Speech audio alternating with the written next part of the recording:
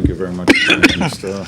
Ladies and gentlemen of the press corps, ask your questions, identify yourself and the media house that you represent. Ken Richards, WinFM. Prime Minister, you've been making reference to an action plan in relation to the Citizenship by Investment Program. Yes. The proposed revamping. Are you able at this stage to give some details, some additional details in terms of what's going to happen, what's likely to happen? Right. The strengthening of the existing Citizenship by Investment Program comes at the most opportune time. The program is now 30 years old, and we believe it is time for it to be reviewed with the purpose of attempting to have it strengthened. And so Cabinet recently considered a paper that has been the result of extensive research, discussion, debate, consultations, which we believe in the long run would make our program much more robust in terms of achieving new regulatory standards or improving on the regulatory standards that we've had, also security, also compliance, and to a large extent being able to monitor all of our stakeholders involved in the Citizenship by Investment Program. It speaks to, as I mentioned yesterday in a national broadcast, it speaks to the appointment of an implementation team to monitor the execution of an action plan that has been put in place and which has been approved by the Cabinet. In fact, what we've done is that we will appoint someone, most likely a consultant from overseas or locally based, who would work with the existing team manager and would, as a result, look at the existing system in operation, existing program in operation, and as a result of also having a new group of persons looking at the systems, will therefore make improvements in the operations of the Citizenship by Investment Unit through the application of improved systems. We think at the end of the day, as I said, the program will be more robust. It would have achieved standards beyond those which have been used internationally at the moment. And I'm sure we'll have St. Kitts-Nevis Citizenship by Investment Program continue to be the market global leader in this regard. Yes, of course. You mentioned in your address yesterday the aim of having greater accountability, higher accountability. Right. How exactly will that be achieved? Higher accountability would be achieved, as I said, by ensuring that each stakeholder or each stakeholder grouping within the program respond directly to compliance officers who will be doing on-the-spot surprise checks to ensure that all is in place as is being expected. For example, we will now ensure that there is greater monitoring of the local service providers. At the moment, they are being licensed by the Financial Service Regulatory Commission. We are now saying that apart from simply being licensed by the Commission will continue in an ongoing basis to monitor how compliant these service providers are with the established guidelines and criteria which would have been met when they were first appointed and being licensed. This, of course, will add to the greater accountability of the service providers to, for example, the Financial Service Regulatory Commission. We also, as you know, rely entirely on the due diligence reports that we receive from due diligence companies abroad. We would want to make sure, again, that with the necessary checks that we would do, that there would be greater accountability achieved when these when these due diligence companies are checked for compliance against the established guidelines and procedures that they're expected to be following when they were first given the job by the St. Kitts-Nevis Citizenship by Investment Program to provide the service of due diligence check and reporting. Mr. Prime Minister, Glenn Barrett from the St. Kitts-Nevis Observer. A follow-up to the Citizenship by Investment Program. Yes. Now, the advisory that was issued by the Financial Crimes Enforcement Network Yes. talks about lax controls of the system. Yes. Now, you have mentioned this a while ago that you are engaged in a process to address some of those things. But has it led to any other set of actions? For example, the revoking of passports that were issued to citizens under the program. Has it led to any other actions besides what you intend to do now? Well, there has been built into the regulations the revocation of passports, well, revocation of citizenships that would have been issued, and thus, of course, the recall of passports issued as a result thereof. In terms of revocation, one of the new developments that we would have in the revised or upgraded program, is that we would ensure that when a person would have been granted citizenship, we would now have it mandatory that that person is monitored for a period of 5 years.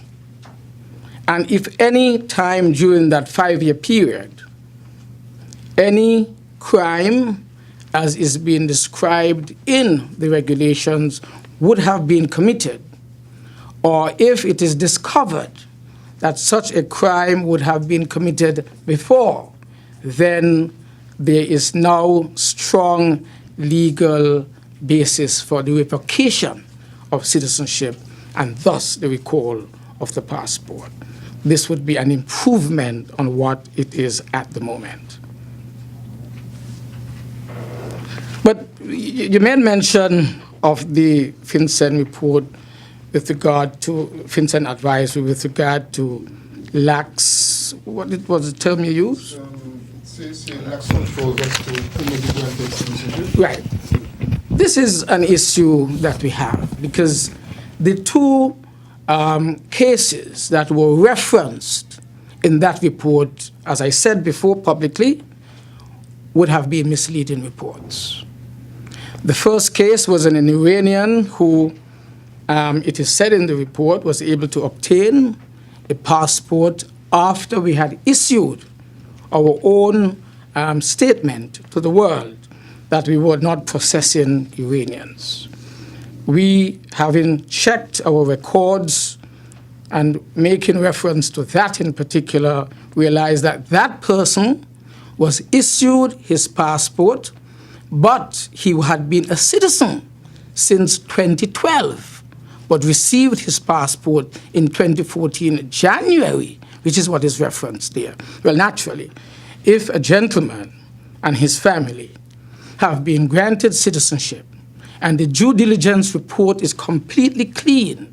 The US authorities, the European authorities, the Canadian authorities have no security risk with this individual. Why shouldn't we grant him his passport?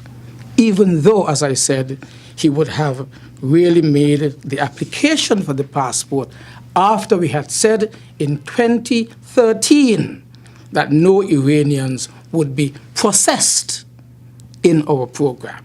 The fact is that this young man and his family was processed before 2013. In fact, he became a citizen, as I said, in 2012, and naturally, however, had to have his passport, especially during that intervening period. There was nothing found with regard to him circumventing any of the established rules and regulations with regard to the granting of citizenship and thus the acquisition of his travel document. The other set of references that we have there speaks to a number of persons who appeared on the OFAC list. Again, on checking very closely the records, what we have found is that the OFAC list that was issued before that group of 4 obtained their citizenship did not include them at all. They were completely absent from the OFAC list. The OFAC list, it is the Office of Foreign Assets Control that from time to time issues a listing of persons who they are flagging to be persons to be watched or under investigation because of various types of financial crimes, etc. So again, I repeat what I said. When they were granted citizenship, the OFAC list and nothing at all that we had checked in terms of their due diligence flagged them as being on any unnecessary concern to us or to the US with regard to their list. However, we noticed that a list that was published by the US, I think it was in May of this year, did include them on that list. So again, this is why I said it's misleading. Because if we are to be guided by the OFAC list, which comes from the US Embassy, it comes to the Ministry of Foreign Affairs. The Foreign Affairs then circulates it to the various agencies of government that should have that information, the FIU, white-collar crime, etc., etc., etc. And if that list that came before they were granted citizenship does not mention them, how are we to know that they were subjects of interest to the United States? We would never know. However, as I said, after they became citizens, the list that was published later on, May or something like that, did include them as being persons of interest to the US for investigation. Never indicated that they were being charged with any crime, but they were just on the investigation. And that is why I make mention again that the reference to these two in the advisory is misleading, and the total picture is not brought out from the advisory. Patrice Harris, good afternoon, ZAZ News. Earlier you mentioned some projects within the country as it relates to tourism. What does it say about investor confidence in our federation? And also, I understand that CARICOM is rolling out a strategic plan for 2015 to 2019. What, in your opinion, are you satisfied with the work that has been done prior to this development plan? And are we holding on to our commitment to CARICOM? Right, I'll answer the second question first. The CARICOM strategic plan has come at a very critical time, and it comes, although a little late, because this strategic plan really should have come at the time when the new Secretary General was put in place, and that is now almost maybe 2 years ago. nevertheless, it has come.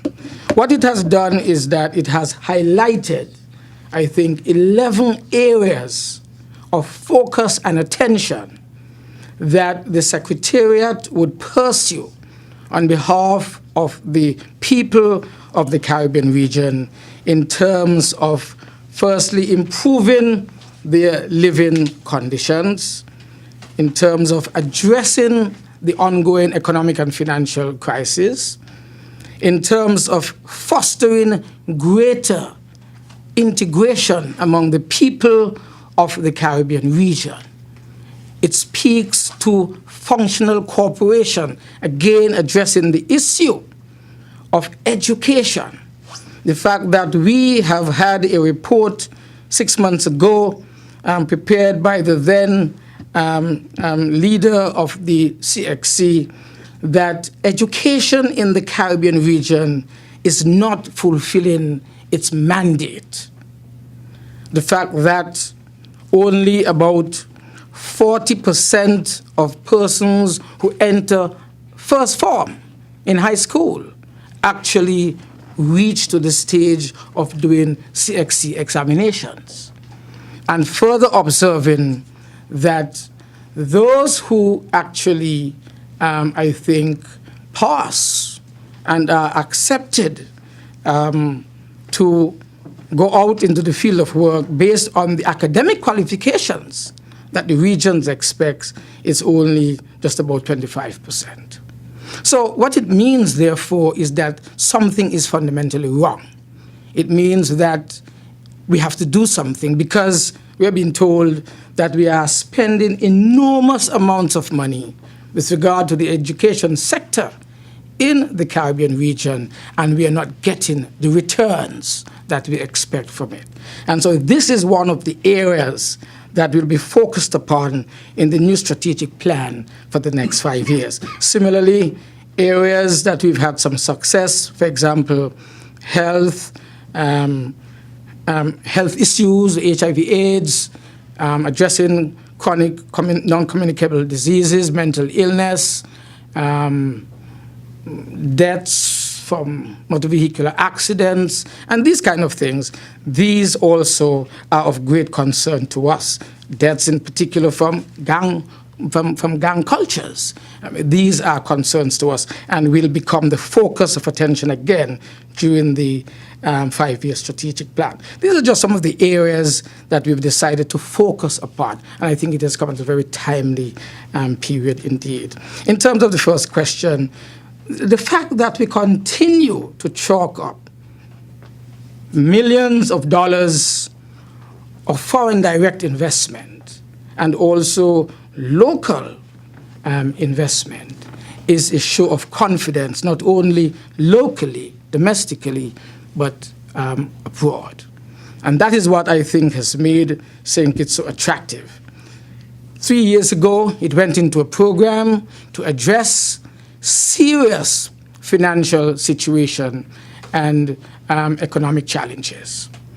We invited the IMF to partner with us, do the necessary assessments and analyses as we go along, give us quarterly reports, and let us know how we are doing.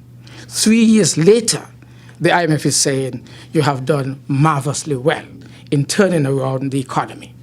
And to a large extent, they have pointed out to the large amount of confidence, the high level of confidence that has been displayed by the investment community at home and abroad in assisting in turning around the situation in the country. Investor confidence could not be higher than it is right now in St. Kitts-Nevis.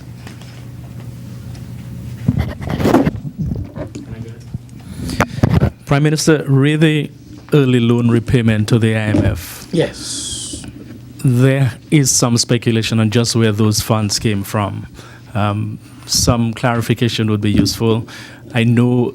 Where the funds came from? Yeah, I know you'd said earlier that all of the monies was not spent, all of the 84 million. Right. About 40 million was left behind, and you were thinking whether that should be returned to the IMF. Right. Is that a separate thing? Is it tied in, or No, it's the same. 17.1 million? Where did it come from?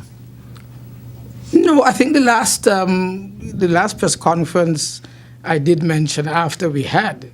In fact, the press conference the last time was the same day when we had the IMF reporting to the Joint Cabinet. And I had said in this meeting, in this press conference, that we had raised with her, we discussed in the Joint Cabinet whether we should return monies that we had not used from the IMF. Now, if someone lends you money and you have not used it, what are you going to keep it for? Are you going to go and borrow money to send to the IMF when you have the money that they've given you and you have not used? You know, and so I heard some frivolous,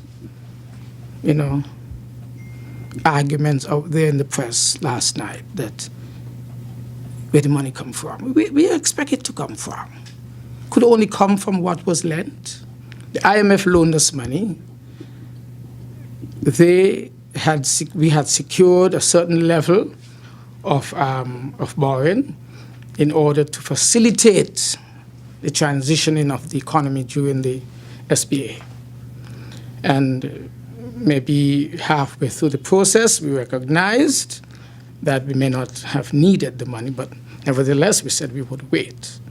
We waited until the program came to an end. We really did not need the money. They did their assessment. We did our assessment. We looked at other possibilities, and we felt that the best thing to do was to return the money, because the money accrues interest. What is the point holding money, having to pay interest on it if you're not using it? Because you could only use it for specific purposes, which you don't need. So you returned 7.1 or you returned 40 million? 17.1, just as the report said, US. That might be 40 million EC, I don't know. Okay. All right, thanks. Whatever is quoted in the report, I can't remember exactly what's quoted. US, that's it. Good afternoon, Mr. Prime Minister. G. Brown, SKNIS. Sir, the Prime Minister of Trinidad and Tobago recently commended the government of St. Kitts and Nevis for meeting its commitment to the Regional Security Organization. Could you expand on her statements, on her comments to us? Well, the regional security system, as you know, was put in place after the region began to be severely affected by a high level of criminal activity and violence within the region. We created what is called the fourth pillar of CARICOM, and security became that pillar. In order to pursue it, we had to create the necessary framework administratively to assist the Prime Minister of Trinidad and Tobago, who holds the portfolio for security of the region, in monitoring what was happening. There are some very important features to what this regional security system is. And I want to make reference in particular to the joint regional, firstly, I should say, to the advanced passenger information system, which is an integral part of the regional security apparatus. And also, I make mention of the JRCC, which is the Joint Regional Communication Center, both of which are located in Barbados. I make reference to these in particular because they are at the heart of people moving through the region and who needed to have the necessary security checks, which is something new and which we did not have before. So let me try to demonstrate. there is a citizen of St. Kitts-Nevis carrying a St. Kitts-Nevis passport, and he's going to travel to, let's say, Trinidad and Tobago in the region. He has a St. Kitts-Nevis travel document, one of the best travel documents in the world. It has a machine-readable passport, and it also has, as you would know, the biometric features of a modern passport. In fact, I should insist while I'm saying that we were the second in the Caribbean to have such a travel document. So the passenger gives his passport, and the passport by the immigration desk is swiped.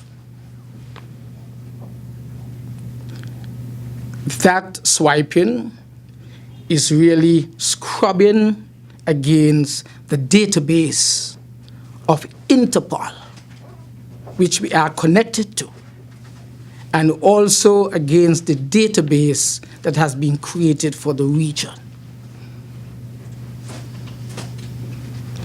The Advanced Passenger Information System is what the airline people have to create before the passengers leave on the aircraft that is traveling to Trinidad and Tobago. So before the aircraft leaves the ground, the information on every single passenger is transmitted to Trinidad and Tobago.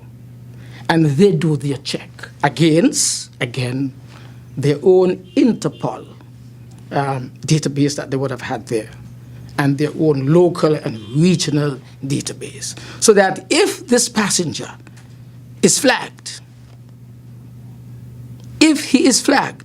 the authorities here in St. Kitts would be told this passenger cannot leave. Or if he is allowed to leave, he's going to be met at the other end because he is a subject of interest to Trinidad and Tobago. It is this system that we have subscribed to, and we made sure, because of what we were doing in St. Kitts and Nevis based on our citizenship program, we had to make sure that we do not compromise in any way the security feature that we built into the system as part of the security of the St. Kitts-Nevis passport as part of the citizenship by investment program. So when other countries were not able to pay, we could not pay. We have always consistently paid because the upkeep, the maintenance, and the use of that system is critical to our own development in terms of facilitating the program that we have put in place as a vehicle for economic development. So you're right. I would say that this was one of the areas of great concern in our CARICOM Heads of Government meeting in Antigua and Barbuda, because the Trinidad and Tobago government was lamenting that most countries are not paying, and if this is not remedied, the whole system will have to be dismantled, and in a form that Trinidad and Tobago, however, has had its own domestic alternative center and system put in place so that countries like ours, just in case the regional system disappears, we can use the Trinidad and Tobago system that is being put in place as an alternative. So she made mention of us because we have been one of the few consistently paying, never defaulted, no arrears whatsoever, because we know of the importance of that particular system to us. Sir, if you can go back to your CARICOM meeting. Yes. It's a more general question. I'm thinking of the fact that CARICOM has done quite a lot over the years in the development of the region, but yet it suffers from a perception of being a talk shop, that not enough of the Caribbean people are engaged in the integration component of CARICOM. So people are feeling a bit alienated from the process. So CARICOM is doing all this work, but for some reason it is not being felt, perhaps on an emotional basis, as Caribbean white people. Could you comment on that? This has always been one of our concerns. And that level of frustration came to the fore during our discussions in Antigua. And one way that we observed that we may be getting this criticism, which really should not be, is that we considered that maybe too many items are on the agenda. For example, the meeting before in St. Vincent and the Grenadines, you had 31 items on an agenda for heads of government in a summit to make critical decisions upon. That's a little too much.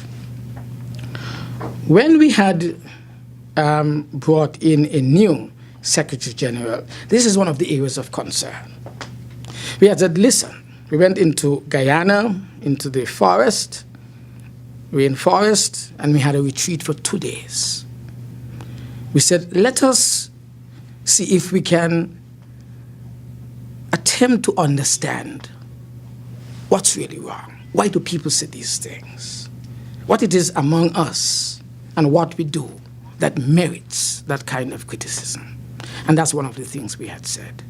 Our meetings are too long, too drawn out, too many items. At the end of the day, you may take some decisions, but the decisions not necessarily maybe getting the necessary consensus at the domestic level, and so they're all moribund. One of the challenges that we face is that the domestic application of the decisions that we take, we find problems. And especially at a time like this, when the entire region is experiencing serious financial and economic crisis.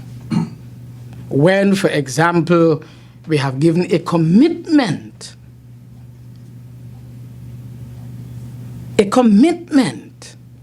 to ensure that the CSME, especially the single economy, is rolled out. And we've had to take a decision maybe a year or two ago to suspend it because of the economic situation. Because when a country is able to say to you, I would like to have free movement of people, but I just don't have the financial architecture to put in place the social architecture to support the movement of people into my country, where the houses are, where the schools, where the classrooms in the schools. How are they going to really get health care if they come to a country that is open and is fostering the free movement? And so the single market and the single economy in particular, because we could not advance on critical issues of convergence of currencies, for example. How are you going to have a single economy if you have so many different diverse currencies? It's impossible. So the discussions that we were having before, leading up to convergence of currencies, mainly led by the central banks and the ministers of finance, suspended. Because the economic climate, the financial situation in the region, they do not at this time support advancing that particular cause. So then you get the criticism. It's just a talk shop. It's not that it's a talk shop, but we have really been held in our tracks because of the setback that we have received since 2008, when they descended upon us what was imported from outside the global economic and financial situation. So that's why we do get this kind of talk. But we know that our people in the Caribbean are somewhat frustrated. They expect action, but for several different reasons, the action is delayed. Not abandoned, delayed. Prime Minister, if you don't mind, I'm going to ask you a few questions. First of all, the Caribbean Court of Justice. The Dominican Parliament has now approved accession to the appellate jurisdiction. Antigua and Barbuda, the new Prime Minister says he's going to make a referendum a priority. Grenada is suggesting that by the first quarter of 2015, they too will hold a referendum. Where does St. Kitts and Nevis stand in all of that? St. Kitts and Nevis... Can I ask you the others as well? Yes, of course. You respond. The violent crime in Nevis, you had 2 armed robberies in 2 weeks. What can Nevis specifically and the federal parliament do to try to prevent that kind of recurrence of that kind of violent crime? You said in church on Sunday that your party is going to take all 8 seats on Nevis, and the suggestion is that you're campaigning in church. How do you respond? Let's start with the last question. Maybe it's easier.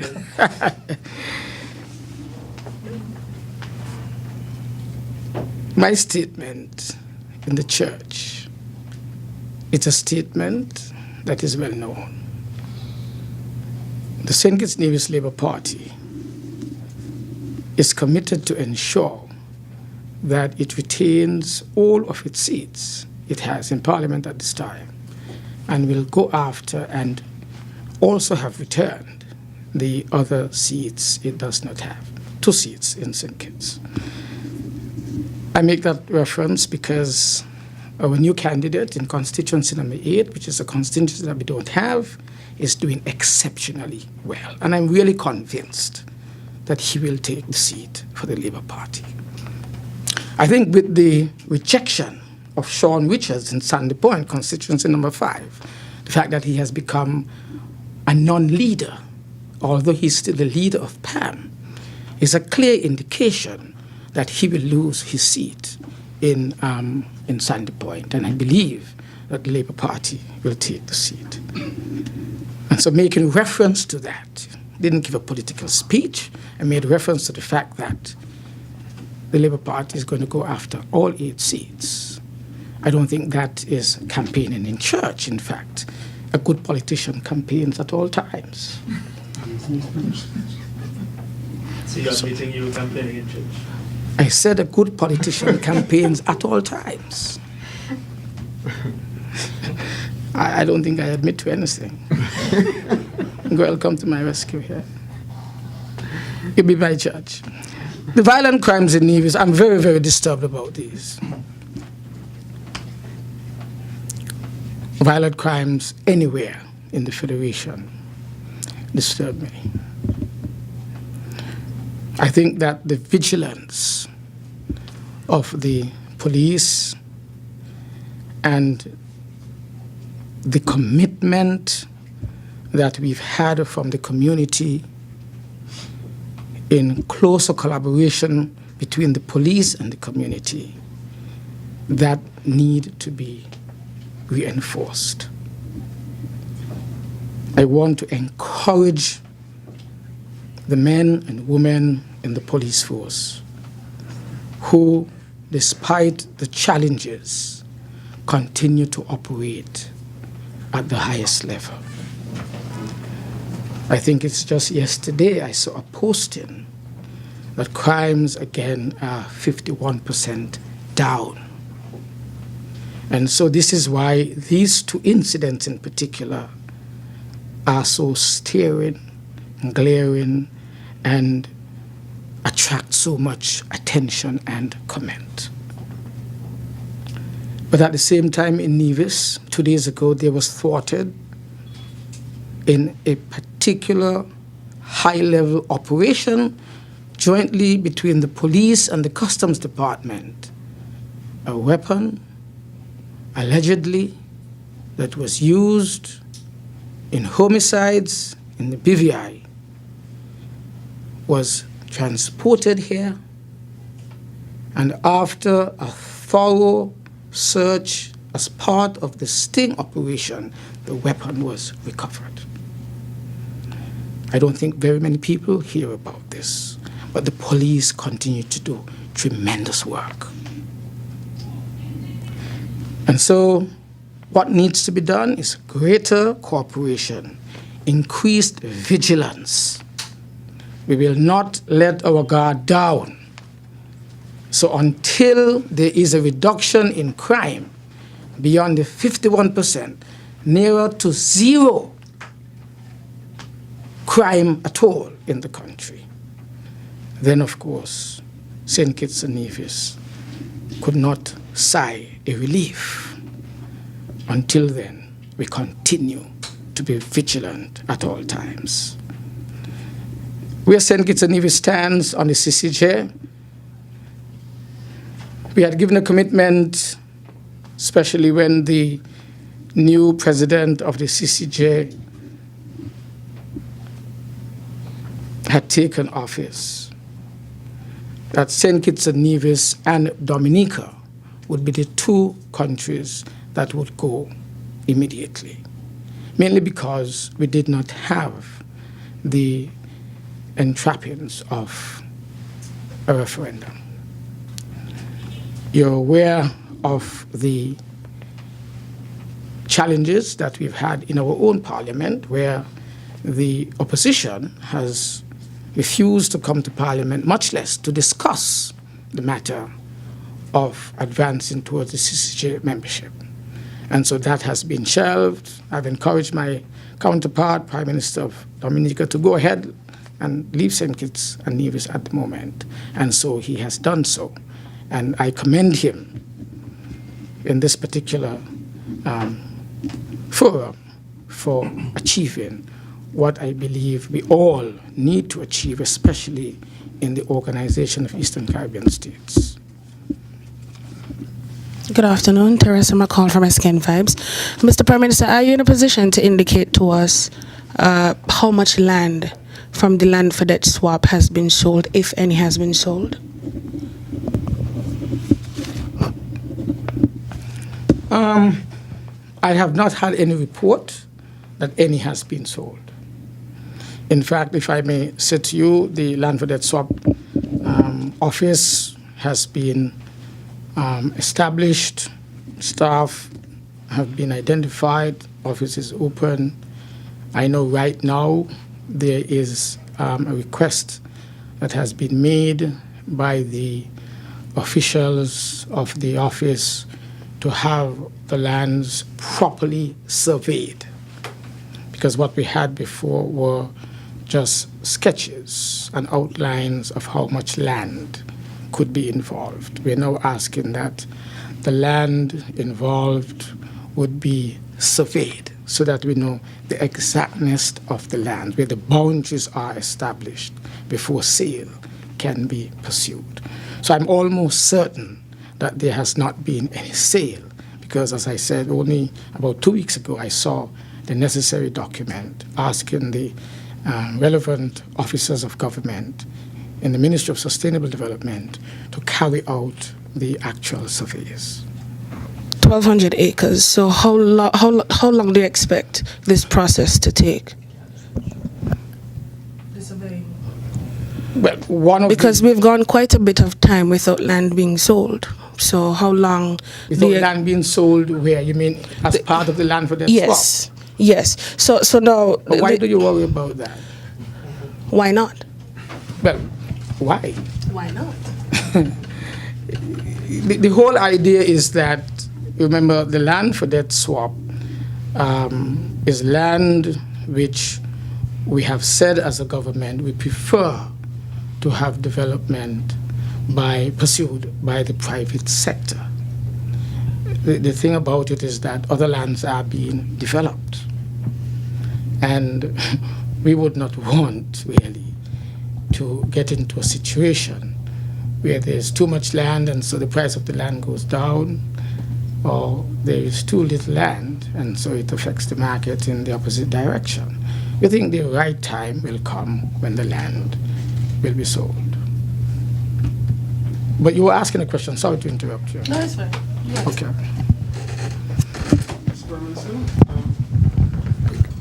Some time ago, the dialysis unit at the Jane France Hospital was open, officially open. Yes. Can you give an update as to what is happening now? I'm being made to understand that it is not yet, how should I say, either fully functional or is not yet open to full operation as yet. Could you explain what is happening? Well, what I understand to be happening, and we conducted a visit to the hospital maybe about, 6 weeks ago, maybe a little more than that, and we visited the dialysis unit. The dialysis unit is ready to go.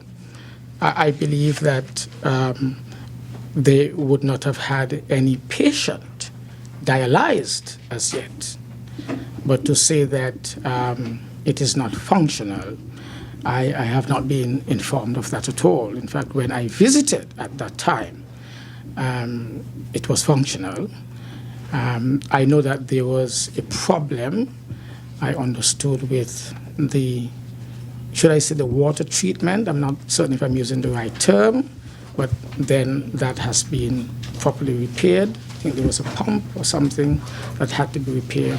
That was repaired, and that was the only matter at that time that was pointed out to us on visit that that had prevented anything from taking place there, but that there was really no patient that that has been sent to the dialysis unit.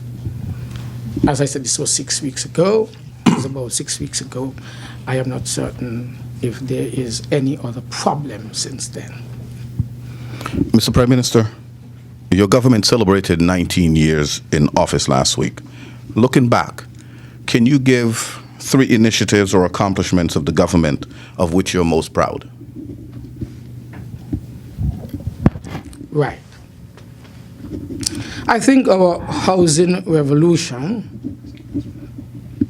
must be identified as one of the main achievements of the government. And knowing that every house is built on a piece of land, it is the revolution in land distribution and housing allocation. I don't believe any other country in the world has been so impacted over this period of time. When you consider that you would have impacted close to, if not more, I think I can't remember the figures now, more than 25%. Maybe you can call the figures of the residents in St. Kitts. I think that is significant in a lifetime. And that is why we continue to say to our people, the housing revolution cannot be stopped. I don't want to go back, because people seem to say, oh, you're always going back. But people must not allow anything to take from them that which we believe is theirs. They have a right to it. But we saw that in the past, in the former administration days. Only certain people were selected based on political affiliation. I don't want to go back there. But I want to say to people that the housing revolution must continue, and this is a commitment that I am giving at this time as the present leader of the Labour Party in government. And I am certain that any leader who succeeds me in this party or this administration will give the same commitment. So that will not stop. There are hundreds and thousands of young people in particular who are still waiting to get their homes. They will get their homes. That's a commitment. The second area, I believe, is in education. This morning, it warmed my heart as I participated very briefly and symbolically in yet again the awarding of 15 scholarships from the Republic of China on Taiwan. 15 new scholarships to be taken up from the 1st of August that would allow our young people to go off to Taiwan for 4 and 5 years and return to serve our people. In fact, what warmed my heart more than anything else was that the very first medical scholarship to be awarded by the Taiwanese was given today, this morning. Apart from what they had been doing before in various other fields and courses and areas of study, medicine has emerged eventually. And this is critically important because it tells you really, learning medicine in Taiwan, I am sure, would have that person exposed, apart from the conventional medical practice, also to what would have been the ancient Asian methods of practicing medicine. So that, I think, is, again, a demonstration of a convergence of culture in medicine. We are pursuing the development of this country in areas that we had never seen before. Renewable energy. The technology that is now to be learned by our electrical engineers must include renewable energy. That will be featured highly in this batch of students who are going off to do their engineering. In finance, in technology generally. You see, the country is changing, and we have to depend upon this generation of young people to effect the necessary changes as we move on from one phase of development to the next. So education. Apart from that, scholarships all over the world, Cuba, Mexico, Brazil, United States Virgin Islands, University of the Virgin Islands, Monroe College, Texas, all over the United States. We have forged relationships so that our young students can go there and excel. Given a solid foundation from the Clarence Fitzgerald Bryan College, where you can now have the courses pursued and the credits acquired transferred offshore to a new institution of learning, and thus truncating the number of years of study offshore in order to obtain your degree.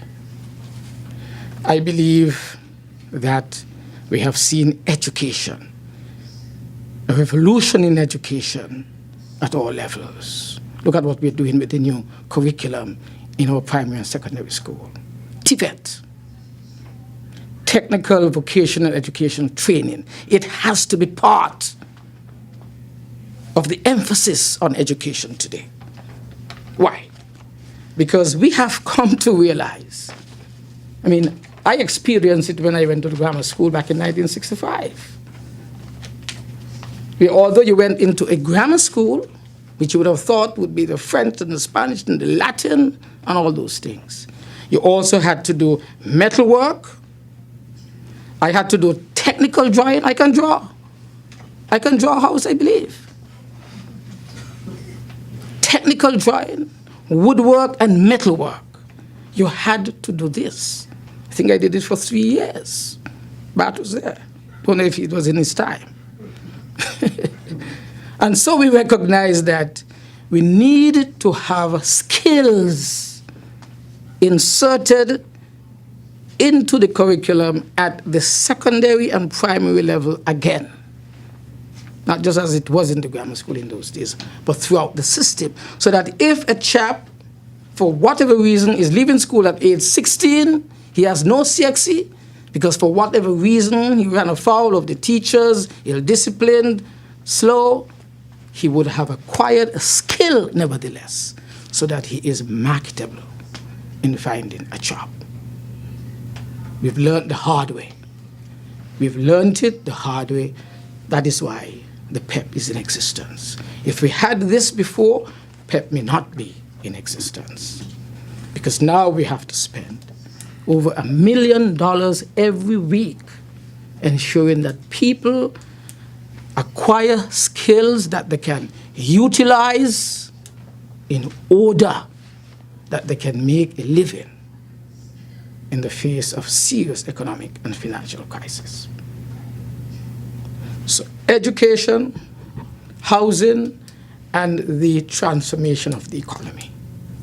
Moving the economy as one led and dependent upon sugar agriculture to a services-oriented economy led by hospitality and tourism and supported by information communication technology, international financial services,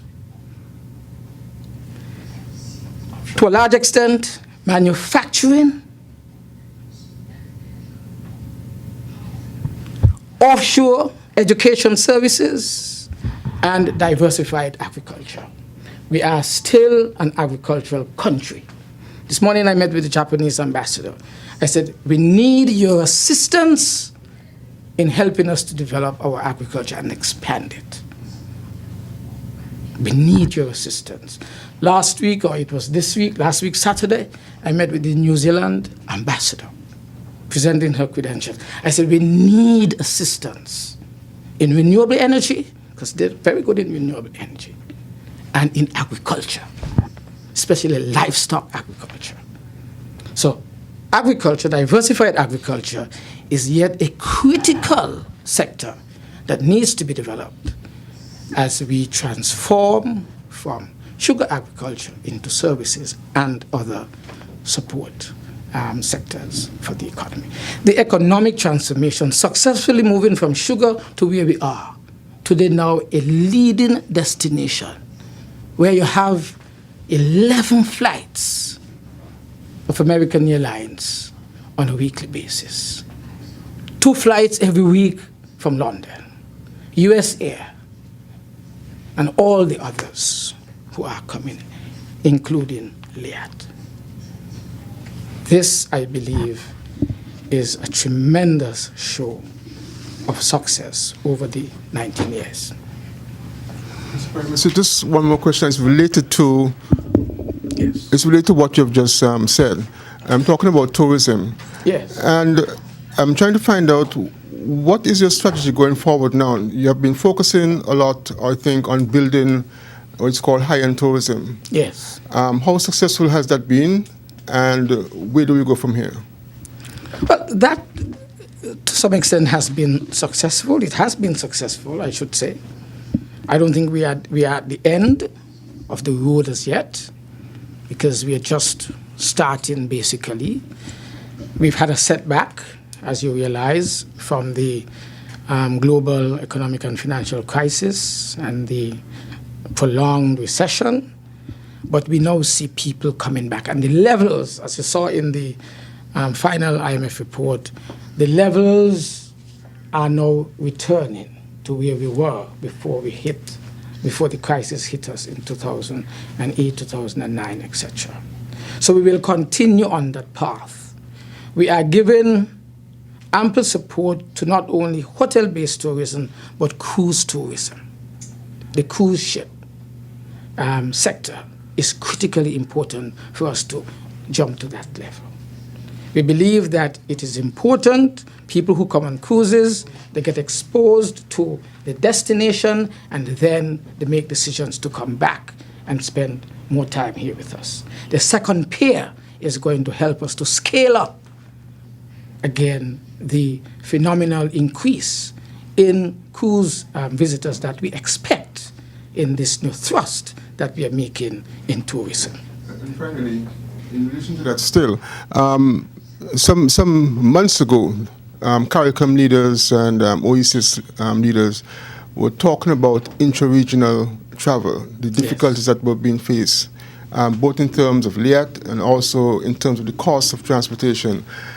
Where has that led to? I know there have been some conferences held, but I don't know of any decisions that have been taken in terms of strategies going forward. What can you tell us on that? In terms of intra-regional travel with LEAT, etc.? With LEAT and any other initiative that might help in moving people around. We have been talking for some time about making the LEAT service much more reliable. And we also know that for it to be more reliable, it would mean greater investments in LEAT as a company. Of course, it means also restructuring, to a large extent, this managerial and administrative support. That is critical. In fact, some of the potential new investors are looking at that aspect of it, the management aspect of it. I can tell you that, for example, Venezuela is one of those countries presently considering investing in LEAT. Because no matter what we say, LEAT will have to continue to be our regional airline. Our people move with LEAT. There are challenges, but we cannot do without it.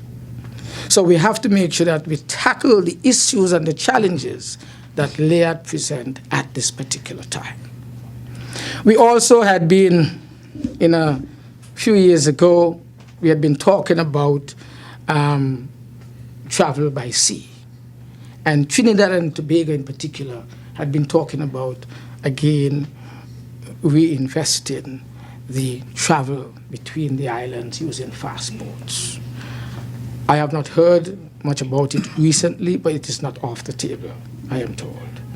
But introducing reliable, comfortable marine travel is also one of the options that we will have for the future. And I believe that a country like Trinidad might be the best to do it, considering it has no serious challenges at the moment with fuel and fuel cost. So I believe that that is a matter of time that we are going to get this done. Thank you very much. Prime Minister, any words in winding up? Well, I want to say that, Girl asked that question about what may have been the achievement. I think, to some extent,